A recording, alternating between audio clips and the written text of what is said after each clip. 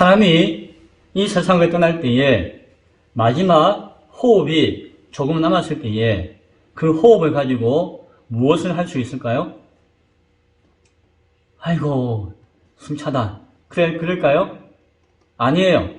자기의 인생이 마지막이라고 여길 때에 한 호흡이 있다면은 그것을 가지고 마지막 이 땅에 남기고 싶은 이야기를 할 것입니다.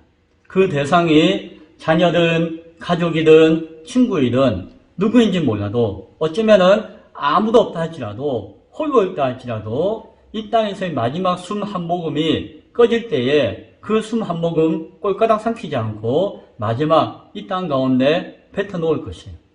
그래서 사람들이 그 마지막 한 모금의 음성이나 소리를 듣고 참 이 인생이 이런 인생이었구나 라고 판단하거나 추측할 수 있는 이야기들이 많이 있습니다.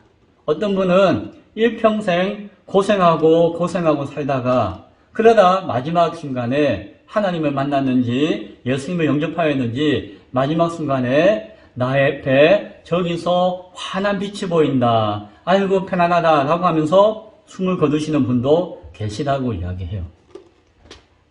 여기 월정사에 계셨던 스님 중에 한 분인데 성철이라고 하는 스님은 마지막에 숨을 거둘 때에 아이고 내가 지옥의 자식이구나. 나한테 지옥의 문이 열렸다 라고 하면서 숨을 거두었다라고 이야기하기도 해요. 아마 그때가 진심이고 중심인지 몰라요. 저는 저희 아버님이 돌아가시기 2달 전에 예수님을 영접했다고 했잖아요. 영접하고 2달 뒤에 주무시면서 돌아가셨기 때문에 마지막 그 호흡은 듣지는 못했어요. 그러나 그 마지막 호흡을 내뱉기 전에 아무도 없는 가운데서 홀로 주무시다가 가셨겠지만 그 부르시는 순간에 아마도 주여 하나님 이 한 많고 재앙 많은 교만한 영혼을 불쌍히 여기시고 나를 거두어 주옵소서라고 기도하셨으리라 라고 여겨요. 왜냐하면은 그때에 예수님을 영접하고 아멘했던 것이 80 중반까지 그 평생 가운데 참 귀한 것이었고 그분의 고집상 쉽게 이루어지는 것이 아닌 것을 알기 때문에 그 중심을 마지막 호흡을 지켜주셨을 것이다 라고 여겨집니다. 예수님이 우리는 십자가에 달려 죽으실 때에 내뱉으신 말씀들이 있습니다. 한 7마디의 말씀을 하셨다고 이야기하죠. 그러나 우리가 가장 명확하게 기억하는 것은 아버지여 저들을 용서하여 주옵소서라고 하면서 자신을 십자가에 못 박고 죽였던 이 땅에 있는 모든 사람들의 죄를 사함을 간구했던 그 기도를 우리는 기억합니다. 왜냐하면 예수님은 이 땅에 바로 우리의 죄를 대신 짊어지고 용서하시기 위해서 오셨기 때문에 그것이 그 인생의 목적이고 아버지가 부르신 뜻인 줄 알기 때문에 마지막 한 호흡을 가지고 그렇게 소리 내셨던 것 같아요. 그것이 예수님의 마지막 소리라고 하면 마지막 소리겠지만 우리는 그 예수님이 부활하신 것을 알아요. 사흘 만에 말씀하신 대로 부활하셨어요. 그리고 부활하신 이후에 40일 동안 제자들을 만나시고 그들을 만나시고 말씀하시고 그들과 함께 하나님 나라를 또한 가르치고 전하셨어요.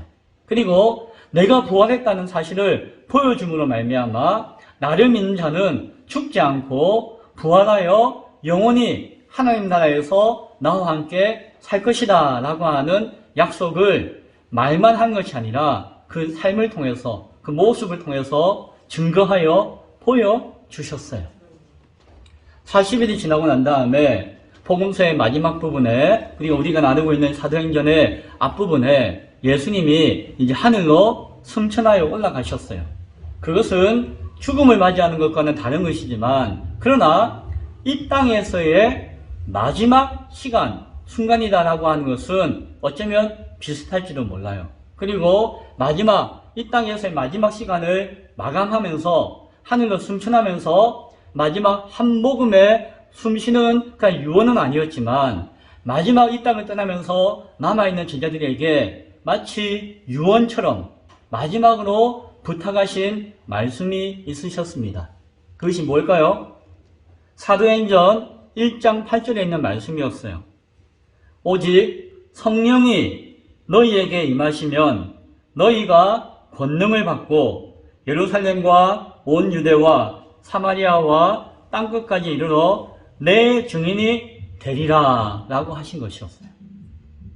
나는 비록 너희를 떠나 하늘로 올라가지만 승천하지만 너희와 영원히 빠이빠이 헤어지는 것이 아니라 내가 올라감을 통하여서 아버지 하나님의 영이며 또한 예수님의 영이신 성령님이 너희에게 오게 될 것이다. 그러면은 너희가 그 성령님의 권능을 입게 되어질 것이고 성령님의 권능을 입으면은 너희가 교회로 모여서 온 유대와 사마리아와 저 땅끝까지 나의 증인이 될 것이다 라고 말씀하신 것이요. 그것은 너희는 증인이 되어야 한다라는 강요와 명령이 아니라 너희가 증인되어지는 삶을 살기를 내가 부탁한다, 소원한다, 자야 꼭 들으다오 라고 하는 그러한 신명 가운데 내뱉으신 말씀이었어요. 그래서 교회는 그것이 이 땅에서 예수님의 마지막 명령이자 부탁인 줄 알고 그것을 꼭 들었고 마음에 품고 어떻게 해야 될까요? 지켜야죠. 그래서 사도행전 말씀들은 그 명령을 교회가 어떻게 지킬 수가 있었고 지켜왔는지를 보여주고 있는 것이에요. 그리고 그 부분 가운데 온 예루살렘과 온 유대와 사마리아까지 복음이 전파되어지는 장면을 우리가 보고 있던 것이에요. 그리고 우리가 일단락하였죠. 그 일단락했던 말씀이 31절에 있는 말씀, 지난주에 나누었던 말씀이에요. 무엇이었습니까? 그리하여 온 유대와 갈릴리와 사마리아 교회가 평안하여 든든히 점점 서가고 예수님을 경외함과 성령님의 위로하심으로 말미암아 도우시고 이끄시고 함께 하심으로 말미암아 진행하여 점점 나아가서 수가 더 점점 많아지리라 라고 말씀했어요. 교회가 조금씩 성장하고 세워져 가는 것이 보였다라고 오늘 우리에게 말씀을 주고 있습니다. 이 말씀까지를 통해서 교회는 예수님의 마지막 부탁, 명령을 지키게 되었고 지켜가고 있는 과정이고 그것이 교회가 세워지는 의미이자 목표이자 과정이다라고 하는 것을 우리가 생각할 수가 있습니다.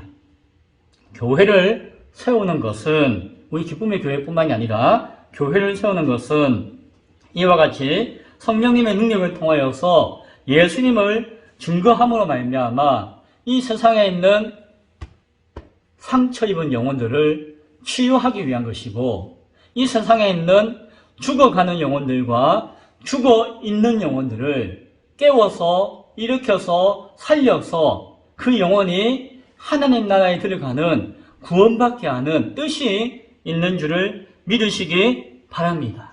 그것이 하나님의 뜻이며 예수님의 뜻이며 성령의 역사를 통해서 나타나고자 하는 목적이며 교회가 세워졌고 세워져 가는 이유다라고 하는 것을 우리는 기억할 수 있어야 할 것입니다. 그러한 가운데 오늘 본문을 읽었습니다. 오늘 본문에서는 베드로가 이제 사역을 해요. 그리고 이 베드로의 사역을 통해서 그 약속하시고 계획하시고 도우시는 성령님의 능력이 성령님의 치유하시고 살리시는 능력이 이 땅 가운데 나타나는 장면들이 보여져요. 그래서 우리는 그것을 통해서 아이고 살아났네, 아이고 치료됐네 라고 하는 것을 바라보는 것이 아니라 그것보다도 그것은 하나의 과정이고 수단이고 그 목적이 무엇인가, 그것을 통해서 이루고자 하는 하나님의 크신 뜻이 무엇인가를 다시 한번 더 바라보며 그 하나님의 뜻을 사모할 수 있는 우리가 될 수 있기를 바랍니다. 오늘 32절에 보니까 제가 읽을게요. 그때에 베드로가 사방으로 두루 다니다가 룻다에 사는 성도들에게도 내려갔더니 라고 이야기합니다. 이제 교회가 그 사명을 감당하고 조금 성령 안에서 성령의 위로하심과 도우심 가운데서 든든히 세워져 갈 때에, 조금씩 세워져 갈 때에, 그때에 베드로가 사방에 두루두루 다녔다라고 이야기해요.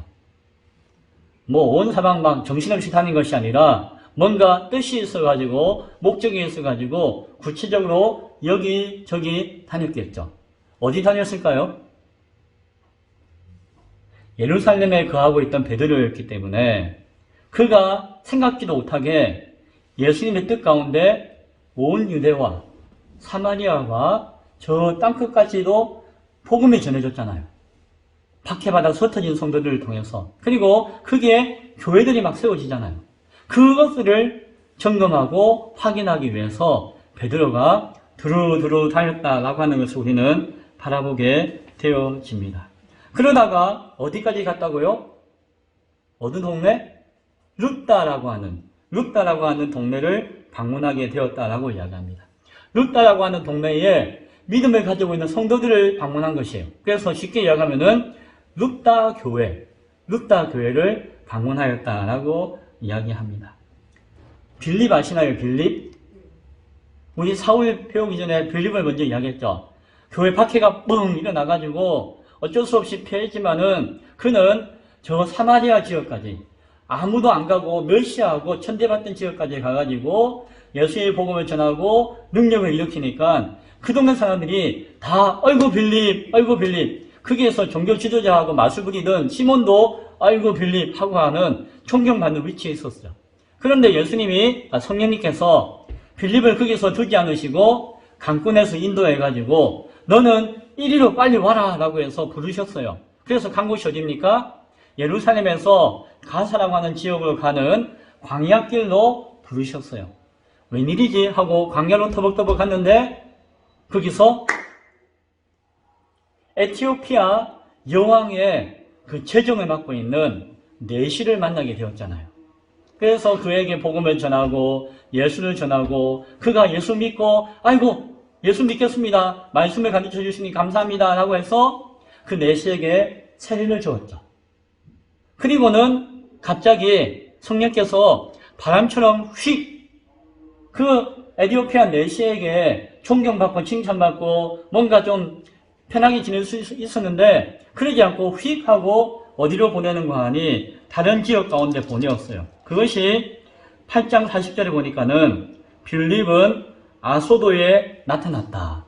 뿅 하고 사라져가 나타난 것처럼 이야기해요. 그리고는 거기에서 여러 성을 지나다니며 복음을 전하고 가이사랴에 이르니라 라는 이야기를 했어요. 지도를 보면 알겠는데 여러분에게 지도를 보여주고 싶은데 아무튼 여기 아수도라고 하는 동네에서부터 북쪽으로 한참 올라가는 것이에요. 바닷가, 해안가를 따라서 쭉 올라가야지 가이사랴예요. 그런데 빌립이 갔던 그 길이 있어요. 아무 따라 가는 것이 아니고 당시에도 길이 있는 것이에요. 길 따라 가는 것이에요. 여기서 대관령 가려면은 길 따라 가야지 산을 넘어서 가진 않잖아요. 그 길이 있는데 그 길이 어디로 이어지는가 하니 아수도에서 쭉 가다 보면 룻다가 나와요. 룻다가 나오고 좀 더 가면 욥바가 나오고 욥바에서 좀 더 올라가면은 가이사랴가 나와요. 그런데 오늘 성경에서 베드로가 어디를 갔다고요? 먼저 여기 룻다를 갔다는 것이죠. 베드로가 갔을 때하고 빌립이 막 교회를 세웠을 때하고 시간 차이는 몇 년 정도 됐을까요? 정확하지는 몰라요. 그러나 최소한 3년 이상 된 것을 알죠. 왜? 베드로가 중간에 여차 해가지고 3년 만에 예루살렘에 와가지고 막 했던 이야기를 들었잖아요. 그러니까 빌립의 전도는 그것보다도 이전의 이야기니까 최소한 빌립이 복음을 전하고 난 다음에 3년 이상 지나고 난 다음에 베드로가 간 것이에요. 왜? 3년 동안 교회에 복음이 전해져가지고 교회가 세워진 것이에요. 룻다에도 교회가 세워지고 욥바에도 교회가 세워지고 그 외에 이름 모델 동네마다 복음 전한 곳에 교회가 세워진 것이죠. 그 동네마다 지금 베드로가 가는 것이죠. 그러니까 베드로가 가는 동네 룻다는 이미 빌립을 통해서 교회가 세워졌던 것이에요. 그리고 그 교회에 지금 베드로가 방문하고 있는 것입니다. 오늘 베드로가 거기서 뭔가 사역을 해요. 이 사역은 누구의 사역일까요? 베드로 혼자만의 사역일까요? 아니죠. 거기에는 누구의 사역이 먼저 있었다? 빌립의 사역이 먼저 있었던 것이에요. 하나님의 교회 역사를 우리가 생각할 수 있는 것은 한 사람이 해가지고 교회가 다 세워지는 것이 아니에요. 빌립이 복음을 전하고 씨를 뿌리고 베드로가 가서 물을 줄 때에 하나님께서 자라게 하시는 것이죠. 이 교회는 한 사람과 한 사람이 협력하여서 그 믿음의 교제 가운데, 동력 가운데 세워진다는 사실을 바라볼 수 있기 바라요. 베드로는 그 교회를 점검하러 갔지만 거기에서 일을 하게 되었고 그 일을 통하여서 교회, 오늘 본문을 보면 교회가 더욱더 든든하게 서갔다, 든든하게 세워져 갔다라고 말씀하고 있는 것이에요. 자, 베드로가 거기서 무슨 일을 했을까요? 성경을 보니까 33절과 34절에 이와 같이 이야기합니다. 거기서 애니아라고 하는 사람을 만났어요. 애니아예요. 애니콜이 아니에요. 애니아예요. 이 사람은 중풍병에 걸렸어요. 지금도 우리가 중풍에 걸려서 꼼짝 못하는 분 계시잖아요.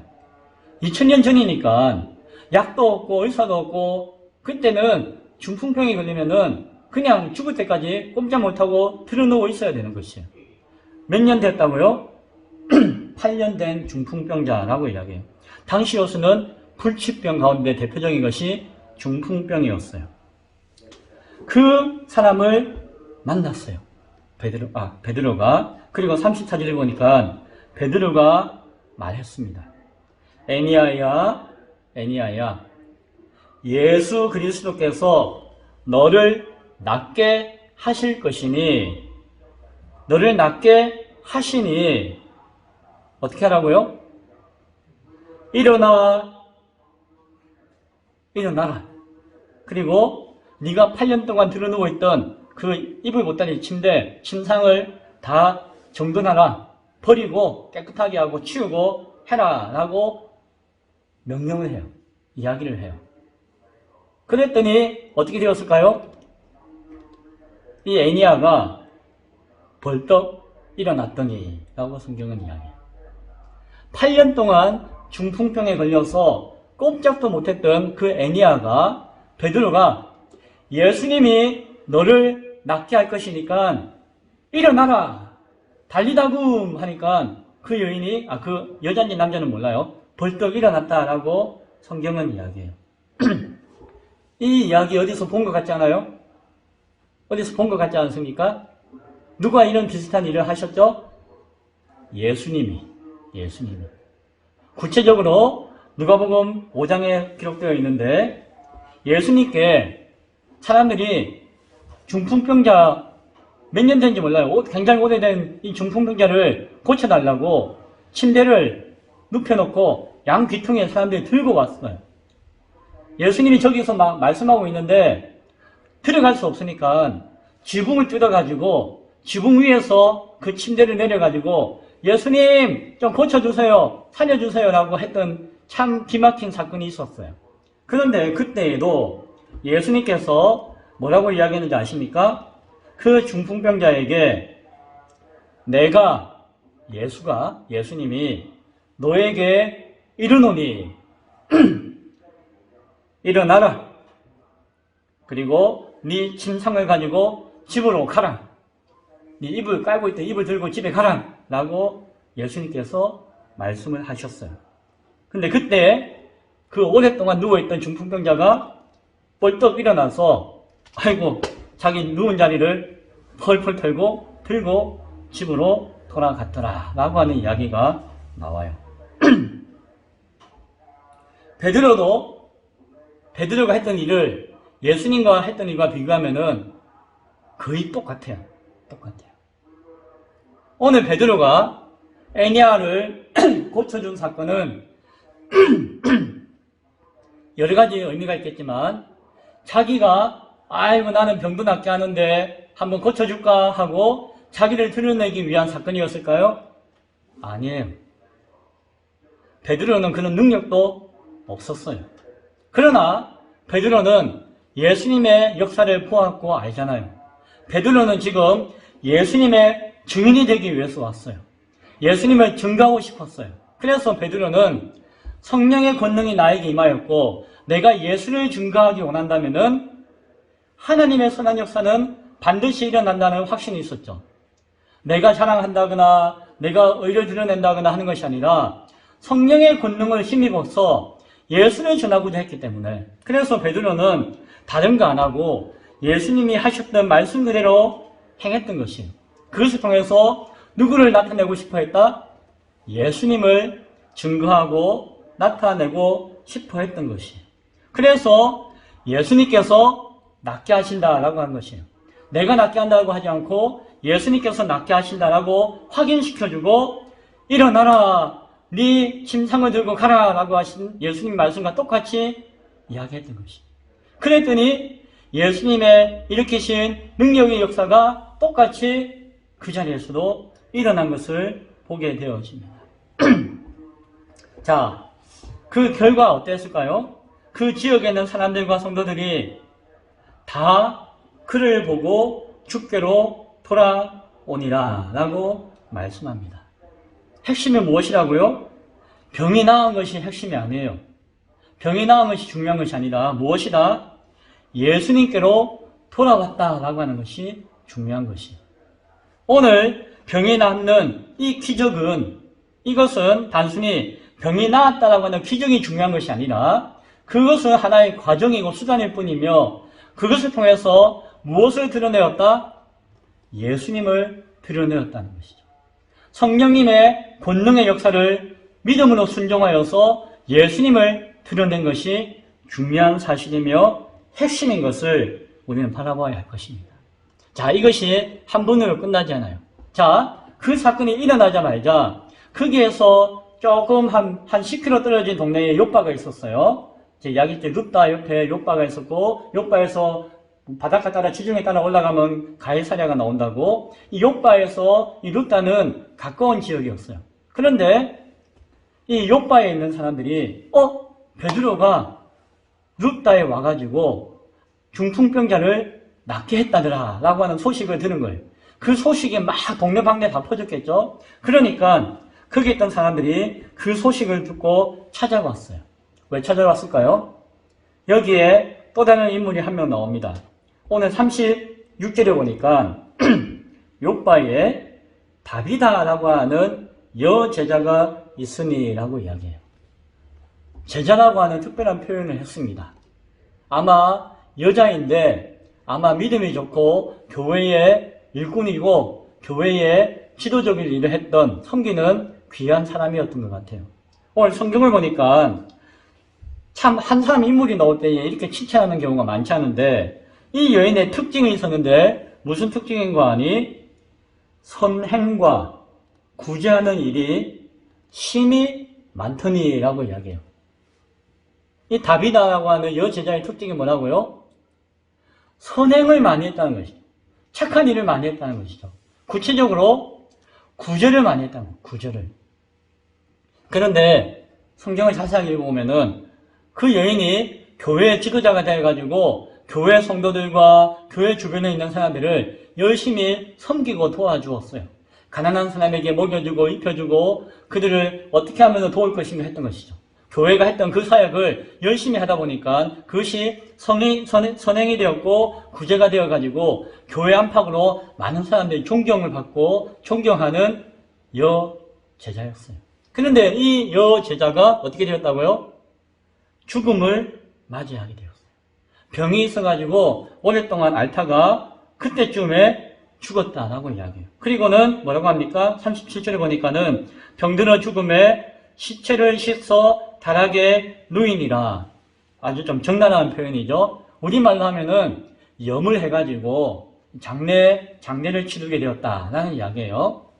염을 해 몸을 깨끗하게 다듬어가지고 이제 장례를 다락방에 올려놓고 장례하는 것이에요. 장례식을 하게 된 것이에요. 그때쯤에 베드로가 옆 동네 왔다는 소식을 듣고 이 교회 성도들이 베드로에게 와가지고 요청, 아이고 빨리 우리 동네를 와주십시오 라고 우리 동네 큰일이 났습니다 라고 부른 것이에요. 왜 불렀을까요? 왜 베드로를 불렀을까요? 살려달라고?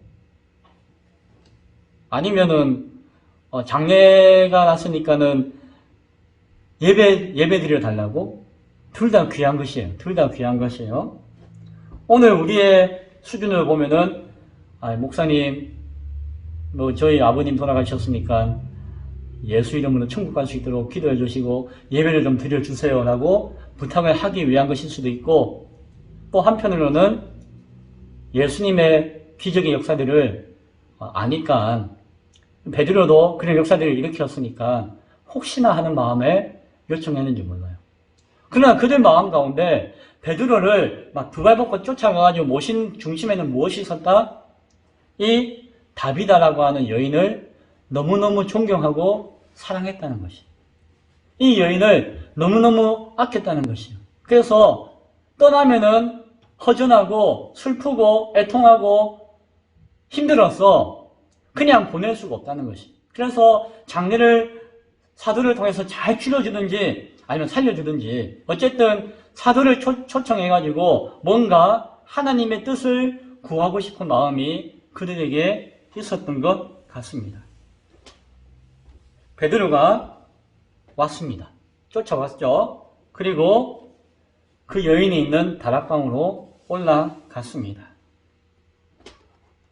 올라가니까 그 동네 과부들이라 표현하니까 그렇지만 그 동네 여인들이 다 몰려와 있는 것이죠. 그 장례식장에 와가지고 엉엉하고 곡을 하고 울고 있었습니다.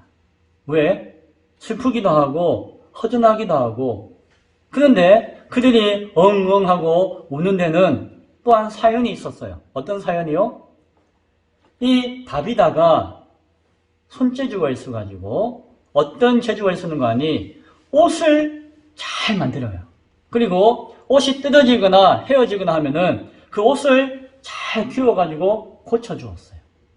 그래서 이 다비다는 옷을 만드는 것이 자기의 업이 되었고, 그것을 가지고 뭐 돈을 모았는지 장사를 했는지 몰라도 교회를 섬기고 돕고, 그것을 통해서 교회 안에 있는 헐벗은 사람들을 도와주었던 것이, 옷이 헐벗은 사람들을 다 수선해주는 것뿐만이 아니라 때가 되면은 아이고 우리 성도님, 우리 윤숙이 이제 생일이네, 내가 해줄 것은 없고 내가 이 옷 한 벌 해줄게 라고 해서 옷을 주기도 하고 그렇게 선물했다는 것이죠. 지금의 우리는 옷이 흔하잖아요. 그런데 당시에 옷이라고 하는 것은 없으면 빨가벗어야 되니까는 반드시 있어야 되는 것, 반드시 있어야 되는데 귀한 것, 반드시 필요한데 쉽게 얻을 수 없는 것이 그 당시의 옷이었어요. 그래서 당시의 사람들은, 남자들은 안에 속옷만 입고 겉에는 그 앞에 담요 있잖아요. 담요 휙 둘러가지고 이것이 내 옷이요 하고 다녔어요. 그 당시에는. 왜? 옷이 없으니까 그 담요 같은 거 들고 다니면서 평소에는 겉옷이고 잘 때는 이불이고 어디 여행 갈 때는 텐트처럼 깔기도 하고 치기도 하고 하는 그런 옷으로 삼았던 거죠. 그러니까는 옷 한 벌 제대로 가지고 있는 사람이 드물고 귀했다. 자, 그런데 그 장례식장에 왔던 수많은 여인들이 베드로가 이렇게 와가지고 엉엉 울면서 왔는데 무엇을 들고 왔대요? 뭘 들고 왔을까요? 그 다비다가 선물하고 섬겨주었던 옷을, 속옷, 겉옷 들고 와가지고 막 흔드는 거예요. 베드로 보라고. 왜요? 내가 이 다비다 아니면은 돈이 없어가지고 먹을 것이 없어가지고 겨우겨우 먹고 살기 때문에 옷 한 벌 없어가지고 빨가벗고 살든지 집안에 박혀있든지 아니면 헝겊조각에 둘러치고 살아야 되는데 내가 저 다비다 때문에 이렇게 멀쩡한 옷을 가지고 있고 입고 있고 이렇게 또 있네요. 참 그 선행과 구제하고 섬기는 것이 그들 교회와 성도들에게 깊이 있는 감동과 감명을 주었다는 것이죠. 쉬운 일이 아니었지만 그 일을 행하였고 그 일을 행하는 다비다가 너무너무 허전하고 귀했다는 것이죠. 한편으로는 아이고 이제는 우리 옷은 어떻게 하나 하는 마음도 있었는지 몰라요. 뭐 좀 괘씸한 사람들은 아니 이제 내 옷은 누가 사주나, 옷은 누가 고쳐주나 하는 사람이 있었는지 몰라도 그 당시에 모든 사람들은 애통하고 슬퍼하고 가장 큰 은혜, 자신들이 받은 은혜가 무엇이다? 이 옷이니까 옷을 들고 와가지고 그를 추모했던 것이죠. 이 여인을, 다비다를 존경을 표하고 추모하고 있는 모습을 보여주었습니다. 베드로가 마치 예수님처럼 사람들을 다 내보내요. 다 내보내고 난 다음에 어떻게 합니까? 무릎을 꿇었어요. 기도하였습니다. 이거는 병든 사람은 말만 갖고 했는데 예수 이름으로 하면 됐는데 죽은 사람은 어떻게 할 수 없으니까 살란지 어떻게 되는지 몰라요. 그러나 베드로는 이 여인이 너무너무 소중한 여인이고 이 여인을 온 동네 사람들과 교인들이 너무너무 사랑하고 이 여인이 이 교회에 있으면은 교회가 큰 덕이 되어지고 교회를 위해서 귀하게 쓰임받을 수 있는 사람인 것을 알았잖아요. 그래서 그 모든 정황을 알고 난 다음에 무릎을 꿇고 기도했습니다. 얼마나 기도했는지는 몰라요. 몇 시간을 했는지, 하루 종일 했는지, 일주일을 했는지 몰라도 그런데 어느 순간 그 마음 가운데 확신이 생기니까 그때에 그 누워있는 시신을 바라보면서 또 외쳤어요. 뭐라고 외쳤죠? 달리다굼 이라는 말과 똑같은 의미예요. 다비다야 일어나라. 일어날 수 있는 확신이 생겼으니까 그렇게 외쳤겠죠. 그때에 오늘 성경을 보니까 다비다가 눈을 떠서 베드로를 보고 일어나 앉았더라. 우리 같으면 옆에 시신이 뻘떡 일어나서 눈 뜨고 쳐다보면은 조금 무섭겠죠. 제 아버지가 그래도 좀 무서울 것 같아요. 그러나 베드로는 확신해가지고 기도했고 눈을 뜨고 일어나 자신을 바라보는 그 여인을 반갑게 맞이하여서 그 지역 교회들, 성도들과 동네 사람들에게 소개해 주었어요. 다비다가 너희가 그렇게 존경하고 사랑하고 하나님이 귀하게 여기는 여제자 다비다가 하나님의 은혜 가운데 다시 살아났다. 이제 얼마인지 몰라도 함께 신앙하며 함께 행복하게 살기를 원한다라고 하면서 그들에게 보여주는 역사를 일으켰습니다. 이 사건도 예수님과 똑같아요. 그렇죠? 예수님께서 누가복음 8장에 보면은 회당장 야이로의 죽은 딸을 살리실 때도 거의 비슷했어요. 아이야 일어나라. 달리다고 하니까 그 아이의 영이 돌아와 그 아이가 곧 일어났다라는 사건이 있잖아요. 베드로가 그 현장에서 봤다라고 성경에 기록되어 있어요.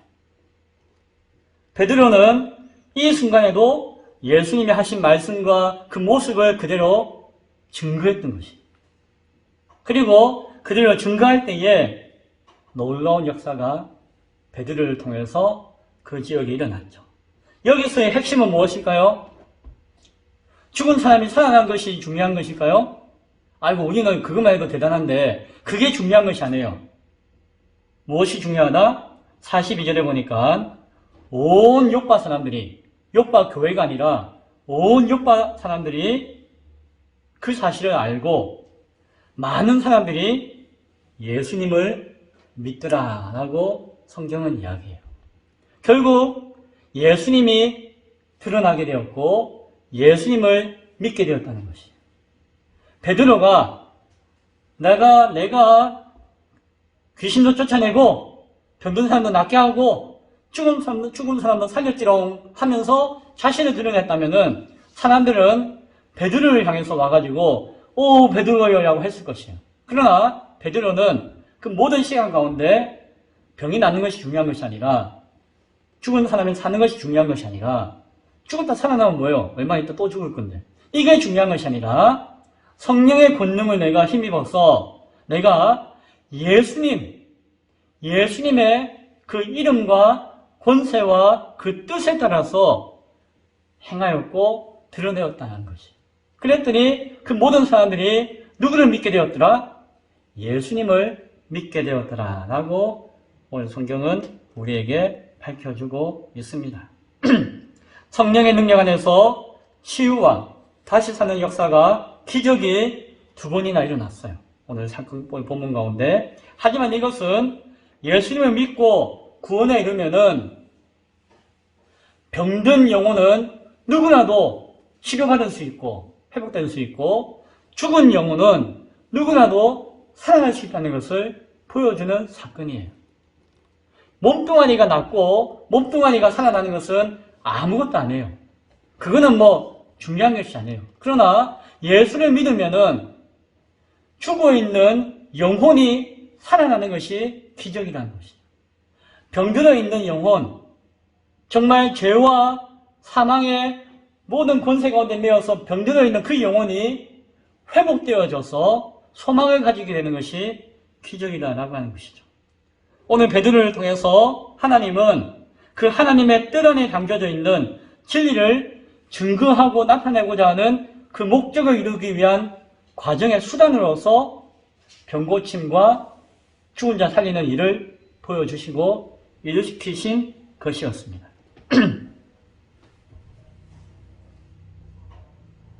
야, 목사님도 좀 있잖아요. 목사님도 기도하시면은 중풍병자 고쳐주시고, 아이고 우리 어머니 죽었는데 살려주세요 하면은 살려줄 수 있습니까? 라고 물으신다면 저는 뭐라고 대답할 수 있을까요? 뭐라고 대답할까요? 하나님의 뜻 가운데 예수 그리스도가 온전히 증거되어지는 성령의 권능에 붙들려 있다면은 지금도 저가 아니고 저를 통해서도 그러한 역사는 일어날 수가 있습니다 라고 할 것입니다. 그 믿음을 가지고 있는 그 믿음을 바라보시며 청하는 자인 저를 통해서 하나님은 분명히 역사를 일으킬 수도 있을 것입니다. 그러나 오늘날 그런 일은 쉽게 잘 일어나지 않아요. 왜냐하면은 그러한 기적 못지않는 기적의 역사를 오늘 우리에게 지속적으로 요구하고 요청하시고 이루시는 기적이 있기 때문이에요. 그것이 무엇일까요? 오늘 본문을 곰곰이 바라볼 때에, 그리고 다음 주에 나눌 고넬료의 사건을 바라볼 때에 중요한 기적 중의 기적은 선행과 구제의 섬김이라고 하는 것이죠. 선행과 구제의 섬김은 성령의 권능 가운데 그 당시에서도 일어났고 지금까지 변함없이 하나님께서 뜻 가운데 요구하시고 이루고 일으키시는, 그것으로 말미암아 그리스도의 이름을 높이고 전하는 하나의 수단으로 삼고 있는 것을 바라보게 되어집니다. 무엇이요? 선행과 구제의 섬김입니다. 빌립은 구제하라고 집사로 뽑혔어요. 그가 복음을 전할 때마다 자기의 사명인 구제와 섬김의 사명도 가르쳐 주었을 것이에요. 사도들은 좀 못했을 수도, 사도들은 했겠죠. 그러나 빌립은 그거 하라고 뽑았잖아요. 그러니까 자신의 일생일대의 사명이었어요. 그리고 그 지역마다 그 일이 행해졌을 것이에요. 다비다라고 하는 이어 제자도 믿음이 충만하고 교회를 섬기면서 그렇게 했던 것이에요. 구제하고 선행하고 섬기는 일을 했던 것이에요. 예수의 복음, 예수의 생명을 증거한다라고 하는 그 목적 안에서 우리가 할 수 있는 수단은 여러 가지가 있어요. 어떤 경우에는 병든 사람을 낫게 할 수도 있고, 죽은 사람을 살릴 수도 있어요. 그러나 그 외 못지않는 가치를 가지는 기적과 같은 일은 어렵고 힘든 사람들을 도와주고 섬겨주고 구제하고 봉사하는 것이에요. 아이, 목사님, 그게 어떻게 그 병든 사람 살리는 거하고 죽은 사람 깨우치는 거하고 같은 기적입니까? 에이, 그거는 기적이에요. 요즘 세상에 극단적인 자본주의 논리가 판을 치고 극단적인 자기중심 이기적인 사람들이 가득 차고 돈이 최고인 세상 가운데 누가 감히 다른 사람을 위해서, 하나님을 위해서, 교회를 위해서 돈을 내어놓아요. 물질을 내어놓아요. 어떻게 섬길 수가 있어요? 한 푼이라도 아껴가지고 내 자식 줘야 되고 내 먹고 살아야 되고 뭔가 불안전한 미래를 대비해야지. 오늘날 선행하고 구제하고 섬기는 것은 어찌 보면은 죽은 사람이 살아나는 것보다도 더 큰 기적일 수도 있어요. 그러나 교회를 위해, 이웃을 위해 예수님의 뜻 가운데 순수하게, 예수님의 뜻 가운데 순수하게 그 일을 행할 때에 그것이 귀한 수단과 과정이 되어서 무엇이 증거되어질 수 있다고요? 예수 그리스도가 증거되어질 수 있다는 것이에요. 그리고 그것이 기적 중에 가장 큰 기적으로 오늘 우리에게 요구되어지고 있다는 것이죠. 우리는 성령의 뜻을 따라서, 성령의 인도하심을 따라서 하나님의 역사를 이루어 나가야 해요.